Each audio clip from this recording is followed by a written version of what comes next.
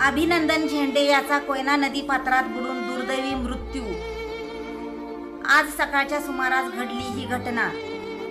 याबाबत मिळालेली प्राथमिक माहिती अशी की कराडमधील जुन्या ब्रिटिशकालीन कोयना पुलाच्या खाली कोयना नदी पात्रामध्ये अभिनंदन झेंडे हा आज सकाळी पोहण्यासाठी गेला असता त्या ठिकाणी एक मुलगा पाण्यात बुडत असल्याचे दिसून आल्याने कदाचित त्याला वाचविण्याचा प्रयत्न करताना पाण्याच्या प्रवाहाचा अंदाज न आल्याने पाण्यात बुडून त्याचा मृत्यू झाला असावा अशी प्राथमिक माहिती सध्या तरी समोर येत असून सध्या मृतदेह शवविच्छेदन करण्यासाठी उपजिल्हा रुग्णालय कराड येथे नेण्यात आला असून या ठिकाणी त्याच्या नातेवाईकांसह मोठ्या प्रमाणात